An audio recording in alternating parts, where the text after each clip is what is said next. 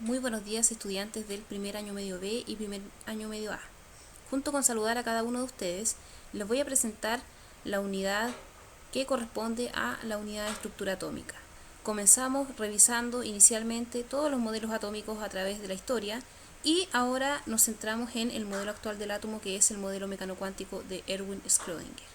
Después de revisar este modelo y ver las implicancias que tiene al respecto en términos de probabilidad de encontrar el electrón, sabemos también que este modelo se relaciona directamente con tres principios fundamentales. El primer principio es el principio de incertidumbre de Heisenberg, que nos dice que es imposible encontrar el electrón en un lugar específico y tampoco es posible determinar su velocidad y el movimiento que éste tiene a la vez. Eso es imposible de determinar. Por eso cuando hablamos del electrón hablamos de la probabilidad de encontrar al electrón dentro de unos sectores que se llaman orbitales atómicos. El segundo principio se relaciona con el principio de dualidad onda-partícula. Esta dualidad onda-partícula nos hace referencia a que el electrón puede comportarse como una onda o como una partícula. Es decir, puede viajar a través del espacio como lo hacen las ondas y puede no tener masa, porque recordemos que una onda se caracteriza por no tener masa y viajar en el espacio. O también se puede comportar como partícula, ¿cierto? Donde ahí esta partícula va a tener masa y además se va a encontrar sin movimiento, a diferencia de la onda. Este principio fue propuesto por Louis de Broglie. Luego tenemos el tercer principio, que es el principio que sustenta el modelo mecano-cuántico, y es el principio de Erwin Schrödinger, donde él nos habla de una ecuación fundamental, que es la ecuación de onda, y esta ecuación se relaciona con la zona donde posiblemente nosotros encontremos el electrón. Gracias a esta ecuación se puede determinar el área donde posiblemente esté nuestro electrón.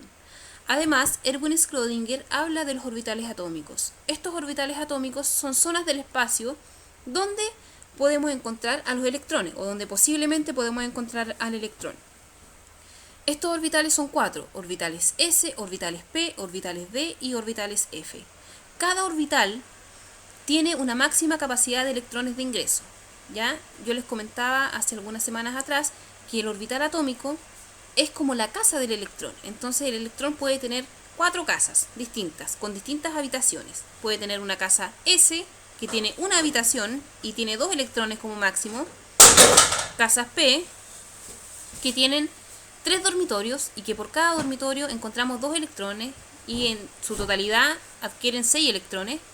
Tenemos las casas o los orbitales D, donde ahí tenemos 5 dormitorios y caben 10 electrones como máximo.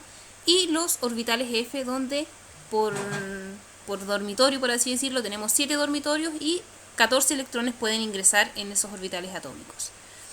También tenemos otro principio que en este caso corresponde a los principios de mínima energía. Estos principios establecen también que cuando se comienza a ingresar los electrones dentro de los orbitales atómicos, siempre se comienza por el nivel de menos energía, el nivel 1s. Después se sigue con el nivel 2s, 2p, etc., hasta llegar a los niveles más altos o más alejados del núcleo.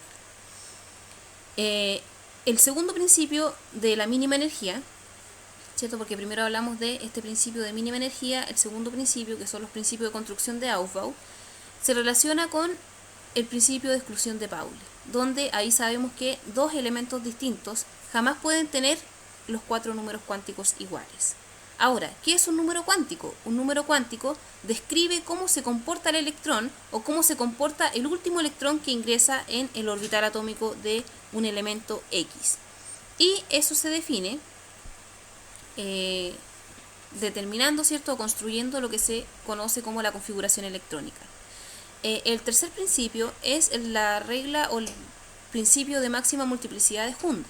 Esta regla nos indica que cuando comienzan a ingresar los electrones por cada subnivel o por cada dormitorio, siempre tiene que ser el primer electrón ingresa en el primer dormitorio, el segundo electrón en el segundo dormitorio, el tercer electrón en el tercer dormitorio y así sucesivamente. Y siempre ese ingreso es con el spin hacia arriba, ¿cierto? Hacia arriba, hacia arriba, hacia arriba, después hacia abajo, hacia abajo, hacia abajo si hablamos de los orbitales P. Finalmente, después tenemos la configuración electrónica. ¿Para qué nos sirve la configuración electrónica? Nos sirve para determinar cuáles son o cómo ordenamos estos electrones dentro de los orbitales atómicos. Y tenemos un diagrama, que es el diagrama de Moller, que nos permite, ¿cierto?, construir configuraciones electrónicas para diversos átomos y también para diversos aniones y cationes. Con respecto a los números cuánticos, sabemos que son 4 los números cuánticos que se obtienen a partir de la configuración electrónica, y estos son el número cuántico principal, que nos indica el nivel energético donde está ese electrón, es decir, si está cercano al núcleo, si está lejano al núcleo, etc. Luego tenemos el número cuántico secundario, que nos describe el orbital en el que se encuentra este electrón, si es orbital S, orbital P, orbital D o orbital F. Y luego tenemos el número cuántico magnético, ¿cierto?, que depende del anterior, depende del número secundario, y define la orientación espacial que tiene la nube electrónica, que tiene esta nube donde posiblemente encontremos al electrón. Luego tenemos el número cuántico de spin, que indica el giro que tiene este electrón, si ese giro es hacia la izquierda o si ese giro es hacia la derecha. Y esto va a tomar valores. Todos los números cuánticos tienen un valor definido, y esos valores son los que vamos a revisar dentro de esta unidad, que es una unidad bastante larga, bastante extensa, pero que nos sirve, ¿cierto?, para determinar cómo es el comportamiento que tiene el átomo en la actualidad, el modelo actual de átomo. Luego de esto, a partir de la configuración electrónica, también podemos determinar la ubicación que tiene en la tabla periódica, tanto el grupo como el periodo en el que se encuentra. Recordemos que los grupos son las columnas que están en la tabla periódica, y los periodos son aquellos que están en forma horizontal. Esa determinación se hace siempre con respecto al último nivel de energía, y el grupo se hace con la cantidad de electrones que hay en esa cantidad, en ese nivel de energía. Bien, y dentro también de esta unidad vamos a trabajar con actividades que se relacionan primero con la configuración electrónica, después con el cálculo de números cuánticos, después vamos a hacer una actividad para determinar grupos y periodos, y finalmente vamos a trabajar con un formulario que lo vamos a desarrollar y lo vamos a retroalimentar en una clase vía Zoom. Bien, con esto espero que la unidad haya quedado bastante clara, y nos vemos, chicos, en las clases por Zoom. Los espero a todos siempre, todos los días lunes en la mañana, tanto a primero medio A como a primero medio B. Que estén muy bien y hasta pronto.